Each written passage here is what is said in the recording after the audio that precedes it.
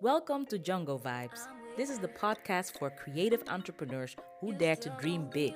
Jungo means connecting, and that's exactly what we do. I'm your host, Santini. Let's go! So, welcome to Jungo Vibes, a new episode, and I have Pearl in the building. Pearl is such a Hey, great girl. We're rhyming. hey, Pearl, how are you? Who are you? Tell the people. listen, first of all, I'm doing well. I'm fine. I'm so happy to be on this podcast with you. Santini, you are amazing Oh, and you thank have you. been like a sweet, sweet, sweet, sweet big sister to me. Oh. And yeah, I love what you do. I love all the things that you do, how you um how you try to bring young people into whatever you are doing. Mhm. It's um it's amazing, and how you try to support the young people also in Ghana and other parts of the world. Yeah. Yeah. Thank you so much. My Oh, name is Pearl. yes, Pearl. Thank you. Thank you. Let me Pearl. take the accolades. Let me take it. But Ah, we want to know about you. Yes. yeah, let me how do I start? I am a human resource manager. That's that's what I do. But now I'm in tourism. Hmm. Yes. And even in tourism, I'm still in the human resource, management area. And I've worked in tech for almost like 6 years. Before I had worked in tech before moving to tourism. And I used to find jobs for students, tech students. So I was mainly an HR person or like a placement person in a tech institution, and that was my full time job. But I started veering into other things. I was doing a lot of projects. I was doing trainings for young people, making sure that they were ready for the job market, Yeah.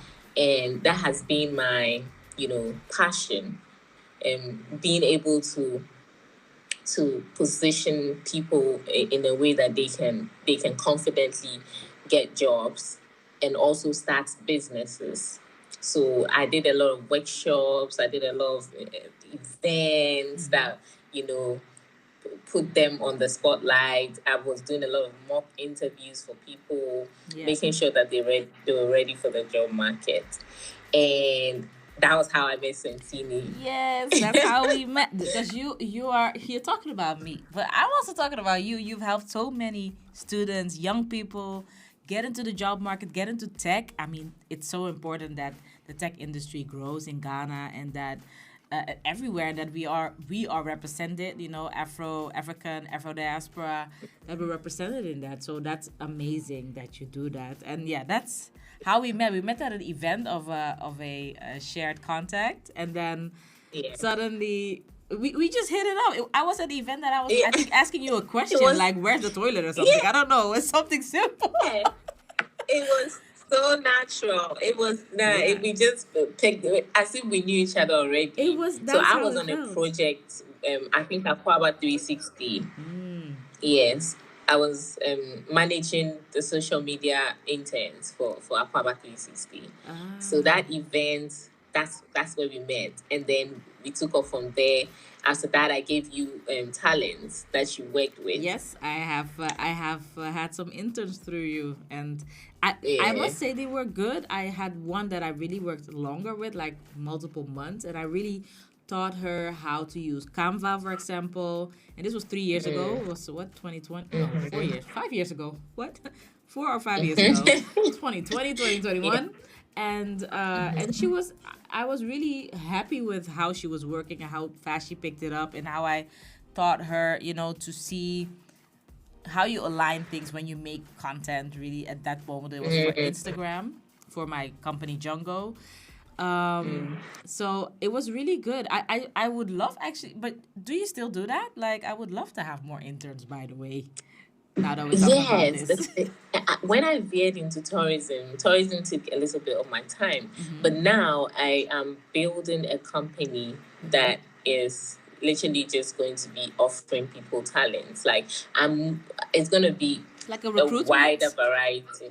Pardon? recruitment, kind of a recruitment bureau, or like. Recruitment company. Yes, yes. So it's going to be even bigger than just limit. It's not going to be limited to tech students only, or like just students, or it's going to be more of everything. Okay. Like recruitment of nurses, nannies, Wow. even house helps. It's going to be broad. Is that your So idea, like your company, or how? What?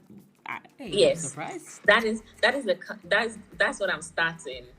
I've actually started it, but it's growing. It's still growing. It's still in the crawling phases.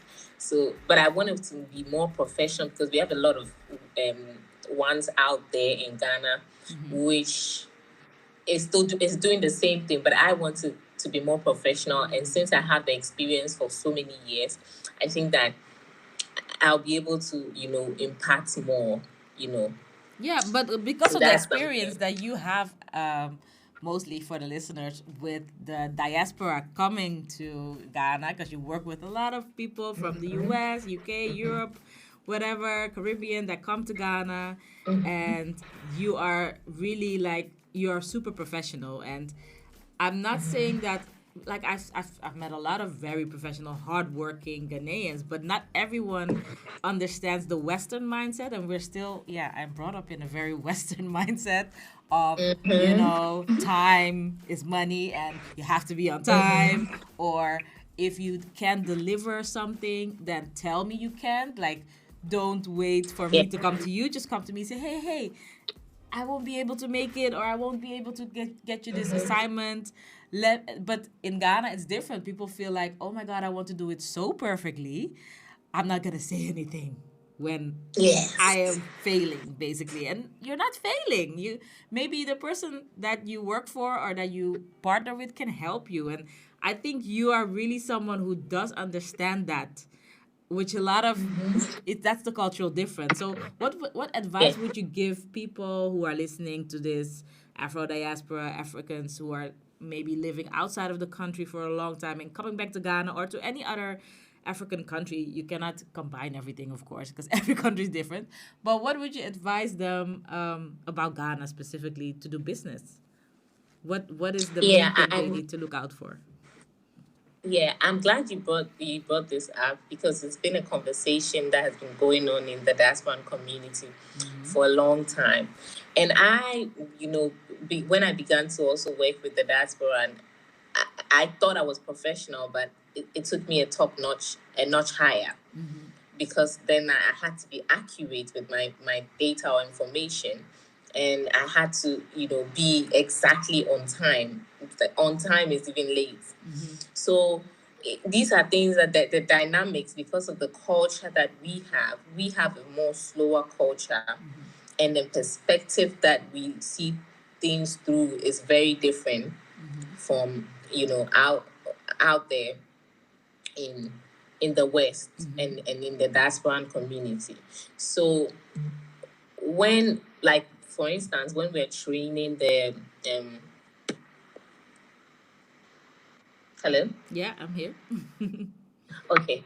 For instance, when you're training when we are training the individuals, or the candidates that help find jobs for, we make sure that they understand these international standards. And that's something that we are lacking here in Ghana. Yeah. We make sure that they understand the international standards before we give them to anybody. Yeah. But coming back to your question, we say that what would I advise people who are going to come in to do business? Pack your patience. Back your patience. Do you hear that, people? We don't have a lot of Your it in the patience. West. I had to learn. Huh. Yes, I have to learn. I have learned that doing business in Ghana. I've learned a lot of patience. If you're trying to start a business in Ghana, you packing your patience, Yes. because in as much as now we're picking up with companies like my company coming up, and other international companies coming up. Ghanaians are picking up, Africans are picking up with the timing and all that, but it's a work in progress. Yes. And so in me, and when I tell the diaspora community, when you arrive in Ghana and you want to start a business, just to be on the safer side, pack your patience. Yeah. Because you won't be able to completely assimilate other people who have had this culture for centuries into your culture. Like, you are time conscious. The whole country of Ghana, the population of people with who have time sensitivity are less. Yeah. You won't be able to compete with them when it comes to like being on time and all that. So being able to like know that, okay, this is what you're working with, Yeah. and so this is how you're going to go about it. Yeah. It helps. Yeah. Because it gives you less, it gets you less frustrated. That is really important. And I think also the switch that people need to make, and I had to make, was to go into a relaxed pace. And then when you're back in, like, or I've lived in Ghana for 2.5 years, and then I'm back in Europe, and it's like, I still cannot. I am on the pace because I've been trained like that. So since my youth, like, you learn in school. Let me give you an example that when you, at least in the Netherlands, when you are even 2 minutes late, you already get a punishment, or you have to go to the head office. And so you're really being trained on that since young. um, as a child, like, your parents just need to bring you on time to school, or else the teacher will constantly complain about that. And then, a whole, like, even the government, like, government officials of your municipality can be involved. It's a whole thing. And later, when you're a teenager and you are late, yeah, you have to go to the principal's office, or you have to then the next day come to school like half an hour or an hour earlier. And then you're the only one there. And then if you sit in a room, and I've never had that, but I had a lot of people that I knew who had that. So you're really being trained like that, actually. And then having to come to Ghana and having to see a group of people who are never on time, No, because that it's a different, because it's not that you guys don't go to school on time. That's not the case, right? But it's not the emphasis is not put on it. Like, yeah, explain it to people, so that, and even me, because I'm also learning still. So when it comes to our time consciousness, I won't even sugarcoat it. It's a canker. It's in our schools. It's in our churches. It's in everything. This is a people's culture. It's a slow paced society where everybody is relaxed and everybody is chilled. Everybody's almost always in a state of rest. And so, which I don't think is a good thing, but for an economy, or like for a country that is striving to move forward, it's good for vacation, it's good for retirement, it's good for stuff like that. But the advice I would kind of like give to people who want to do business in Ghana, because there's so many business opportunities Yes. in Africa, so many, is that you need to understand the system and work with it that way. There are people who have been successful with businesses here because they just understood the culture. Yeah. Not that you get accustomed to it, or also become a latecomer, but understanding that this is the type of people I'm working with. And so maybe if I want somebody to be here in 1 hour, I will tell the person to be here in 30 minutes, because I know that the person will be late. Yeah. Whether you know or you don't know, just make room for that lateness, so that you never be disappointed. But it also has something to do with the infrastructure and everything, right? Because here, I'm now sitting from a nice view. I'm looking at the trams passing by. Everything is based on the minute. So the tram comes, for example, 7:24 or 10:33. You know, it's to the minute. I remember being in Ghana and then coming back to the society, and then taking, for example, public transport, and seeing that on the clock And my brain, while I have grown up in it, my brain just turned like, what the hell? Why are they stressing us like this? Yes. It's also Yes. too much a bit because yeah, you do have everything going in a certain way. But yeah, I have to go get out of the room because it's Oh, four. Yeah. See, oh, it's it's time. 4:01. This is exactly the thing I was Wow. talking about also. Yeah, I have rented this meeting room. So and their meeting Jeez. starts at 4, so it's now 4:01, so I'm already late. On the But I on will the I will sit clock. in another room right now to continue the talk. 1 second. Yeah, so that happened. I was kicked out of the meeting room because it was 4:01, so I was already late. So now I'm in another room doing this podcast with you. But what Wow. did you want to say about it? Yes, You're shocked. Santini. I said that I'm glad that I witnessed that because that just opens my eye and gives me a better perspective to which why diasporans get so frustrated when Ghanaians or Africans are not on time, right? When it comes to, everything. There is no error Because here. There is no you don't have room to be not on time. If you're not on yeah, time, meaning you don't live basically in the sense of you don't have a life because you won't get a job, you won't get school, you won't get them food, you won't get like not being on time means you don't have a life. Basically. wow. That's what it means. Wow. Because the moment that you are at work and you're not on time too much, they fire you.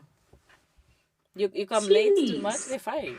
Yeah, it's simple. And you see, I do, because I've worked with diasporans like a lot, I Mm-hmm. do understand it. Mm-hmm. But like seeing it in like Yeah. plain sight Yeah. makes me see, wow, this is the frustration. Mm-hmm. Because you've been accustomed to this kind of lifestyle and this Yeah. kind of routine so long. Now it will blow your mind if you just arrive in Ghana and like people are 1 hour late. Yeah. Yeah, it's been seen as disrespectful, and that is respect Mm-hmm. is a big thing in Ghana. So if I think it's also Ghanaians who listen to this that they understand that for foreigners that is disrespectful. That's the Exactly. culture. Yeah, yeah, Exactly. And yeah. here's the thing, we don't also see that as disrespectful. No. We are looking at, oh, please, yes, please, no, please, as respect. Mm. We are Wow. looking at, oh, I'm going to greet you when I meet you, as respect.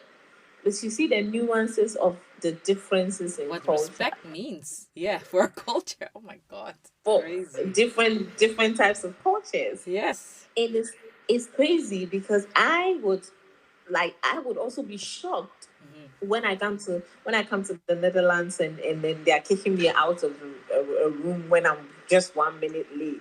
I'm going to be shocked, just like I was shocked on the call. I'm like, what? No, I saw it. I was like, because I saw that it was almost time, but because we had a little glitch and we were in the conversation again, and you also were a little late, which I had Yes. calculated into the time. So I was like, I know the podcast will be like half an hour, but still I will book because you can even book the meeting room for half an hour. Still, I will book it for an hour so that you never know. And also with internet, things can go.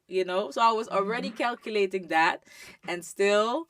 Yeah, I saw the time. I was like, oh, I have to round it up and go to another place. And then we were in the talk, of course. And yeah, the person knocks on the door. It's how it is. The next person has to go in their meeting because they also have to start on time. Because if they don't do that, they can lose a client. They can lose a big deal. It's how it is.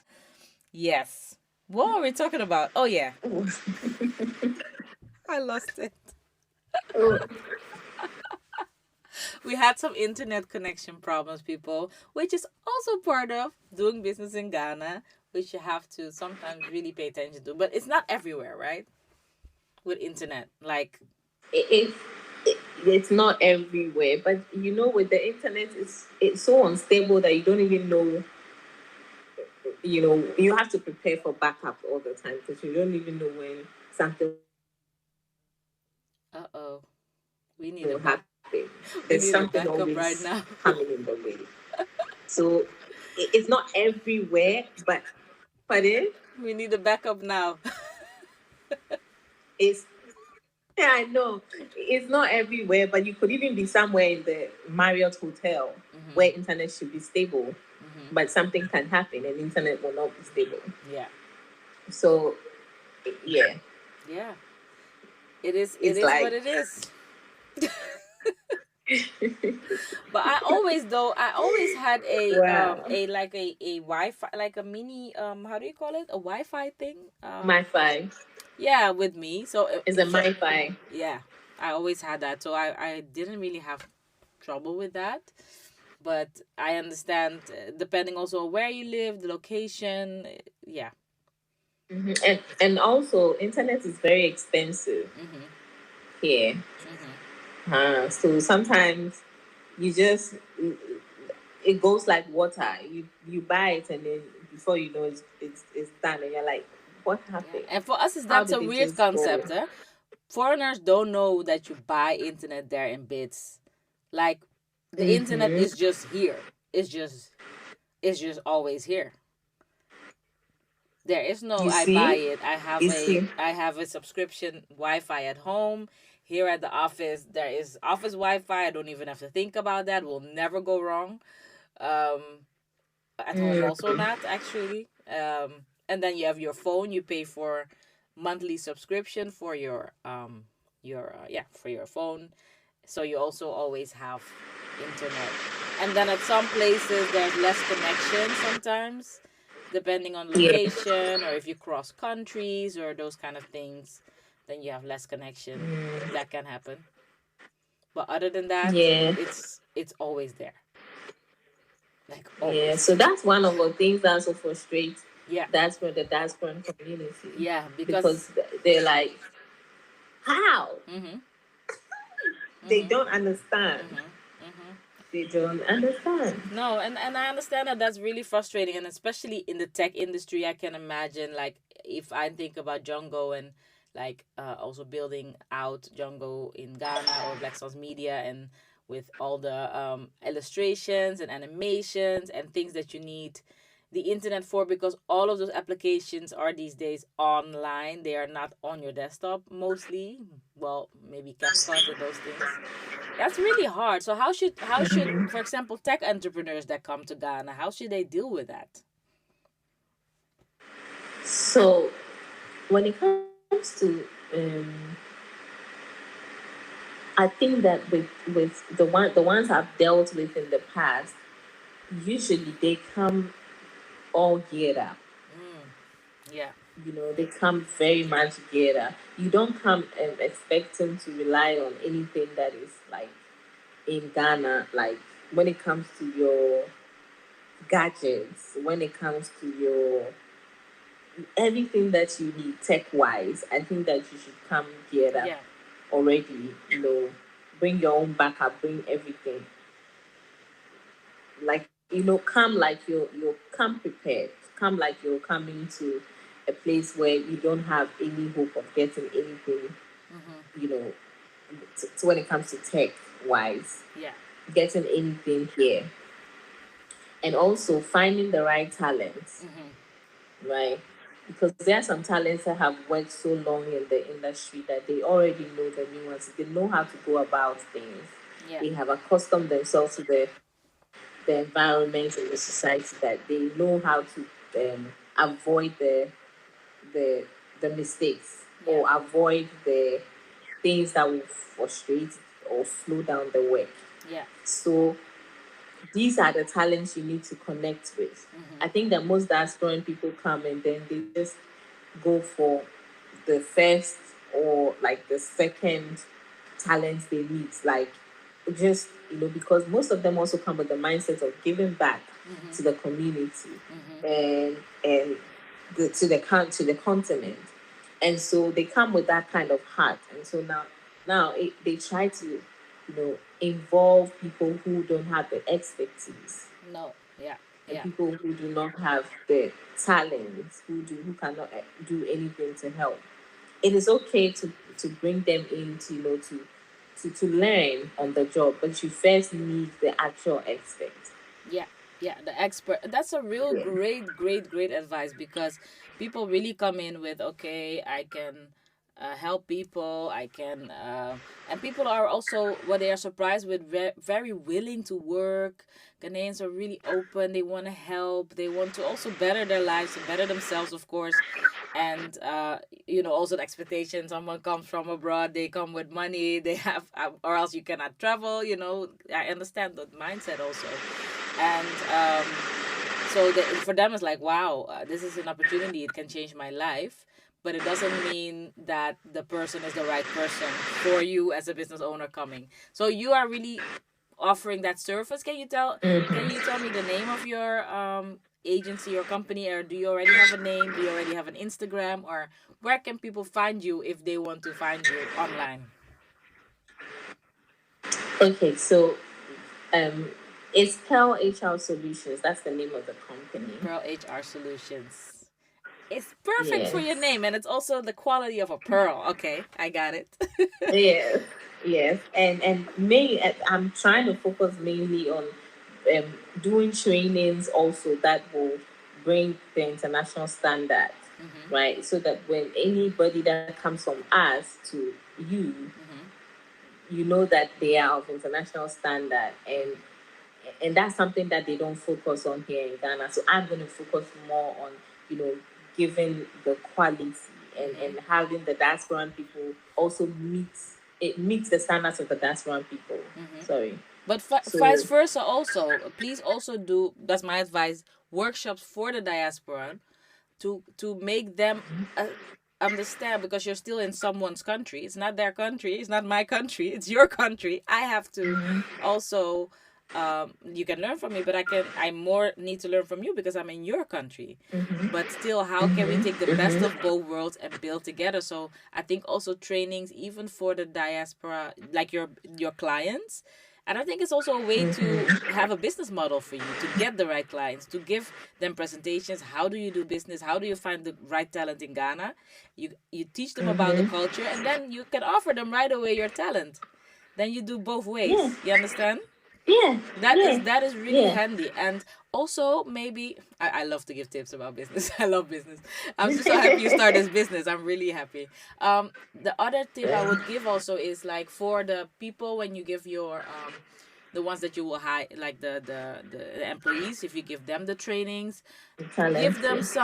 give them sometimes, yeah, the talents, give them like a let an Afro diaspora entrepreneur come to the workshop, let them explain how life is abroad, and really ask the person to explain the things that maybe they don't think about, huh? Like, how was it growing up, going to school? How was it with the time? How was it with what were you rewarded for? What competencies did they look for? How is it in America or in the Netherlands or in Europe or France to find a job? What do you have to do? What do people say? How many round? Like, for example, if you wanna go to a tech company here, and like, let's say a Google type of company, that's like 15 interviews, huh, or something. Like, no joke, no joke. I have someone working at the top of Apple. He has done, I think he said, yeah, really like 11 or 12 interviews. But he has a high position. Wow. Yes, so many pieces in between. Then you have an assessment. Then you have another conversation. Then you have a call. Then you have another test. Then you have. But that's a high level positions. Yeah. Yeah, it is important for us to see each other on either side. Yes, and to know, and But to not assume, like, from each other, because it's hard because we don't know what we don't know. And because my husband is Ghanaian, that's why I know a lot of these things, like, oh, this is so normal to me. And he is in Ghana, was always saying, oh, but this is so normal to me. So we have now lived in both each other's world and discovered how our automatic behaviors and principles and values, they are so automatic that you really don't even know what to teach another person. You don't know what's the difference between you. You only know when it's not feeling right, like, oh, this person is mad at me because I'm not on time, and I'm also mad at them because why are they worrying about me being on time? what time? Yeah. it's just time. So both Ghanaians will say what? both of the people are frustrated. Both. It's not only the foreigners, Ghanaian as Exactly. well. I've noticed that. I've also had that Yes. with Ghanaians when I work And together it's with them. Yeah. and it's a genuine frustration. Yeah. Yeah. So being able to see each other on either side and be like, okay, if this is how I was brought up, how would I feel about this? Yeah. Right? This Like you're saying, is it's gold. We can also do disrespectful. it together, Pearl, girl. I'm dancing. Hey. No, but honestly, if Listen. you want to use me, even if I have to call in through a Google Meet or whatever with talents or people, just use me for that. For now, and I also want new talent from you anyway. Even from a Yes. Thank you distance, so much, even from a Santini. distance to work on a distance with them, and even maybe when we build something bigger, longer term. But Yes. honestly, I would love that. So let's just do that. Whenever you Yeah. need me for a Yeah. session, Uh, let me know. yeah. Thank you. Thank you for offering to Yeah, you have to do it sacrifice your step time by for that. step, right? And also, I'm so happy this came up because when the diaspora also come, one thing I think they should learn to do is to support each other. So when they come and then they do the businesses, they should actually be united in the diaspora community, or like in the setting, because It's hard though. what happens is that No, go ahead. yes, what happens is that you are able to rotate talents. So this talent has worked for Santini, and he has learned a little bit about professionalism or about time, being on time, and about corporate, international corporate standards. Now Santini is supporting another business, so she kind of rotates this talent to the other business. That other business has it easier with this Ghanaian talent because Santini has already done some training with this person already. So what it does is that it makes it closely knitted, which it is not the best, but then it helps your business from the business perspective. Or actually, Because this person already deals. Yeah. Oh, sorry. Pardon? Like ideas come in my head like this, so that's why I'm like, sorry to cut you off. The idea that came to me was like, why should you not do like a diaspora internship, like national service? That's what you guys call internship, right? Like, because I was always in the beginning, what is national service? So for all the diasporans listening or people from like, what is national service? That is basically an internship that you do after your studies. Maybe they should do an international service in the sense of doing a little internship. I don't know how long your national service is, but even if it's like a month, to really go into a business and that you offer that as a package. I, as a diaspora, and other entrepreneurs who listen will probably agree, understand that. Like, oh, you're offering an internship service. And even here we do that. Sometimes people have done their internships already. They have graduated, because here you do your internship before you graduate. So if your internship is not good, you don't graduate. Like if your employer that has hired you tells your school like, no, they didn't do a good job, you don't graduate. You have to do it again. Yeah. You have to do another year. So these kind of things, people and the students and the graduates and talents that you work with, they need to know that that's how it is here. And it doesn't mean that they have to become like that, because you can't. You didn't grow up in that. But what I would love to also say in this episode is, Ghanaians are so hardworking. So hardworking, so much energy, so much talent. It just sometimes needs to be directed. I notice in a certain path, but it's a lot of raw, amazing talent and energy, and I love it. I work with a lot of Ghanaians. I have a 3D artist right now for my skincare brand, making skincare 3D designs and stuff. Literally, I'm before this calling with him. I'm now working on the Shopify store to get that done. Shout out to Senti Skincare. Thank you. Yes, so I still work with people. I don't stop. I don't stop. Yeah, you're killing it in Africa. You're killing it. From a distance, Killing but it soon I'll everywhere be in there. I the also world. want to relax. So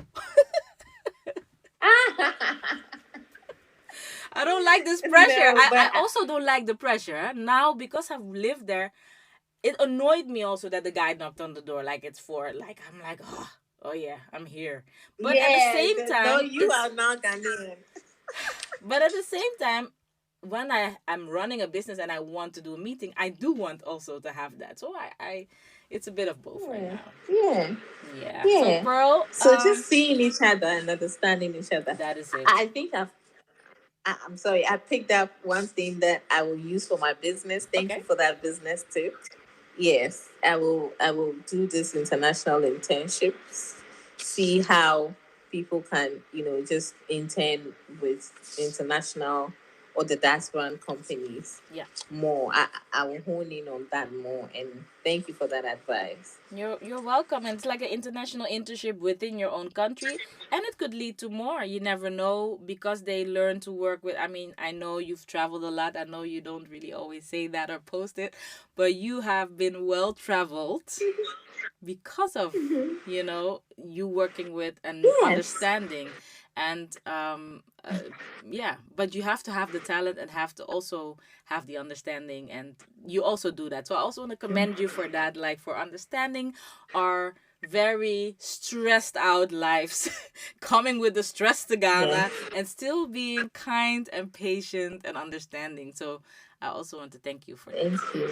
Yeah. Thank you for also coming into our space, coming to understand us, Yes. and even employing people, taking on talent, creating jobs. Still, yeah. No, you're doing amazing. I still do Thank it from a you. distance. I still do it. So you're welcome, and thank you for the We love scroll. you. Oh, we love Ghana.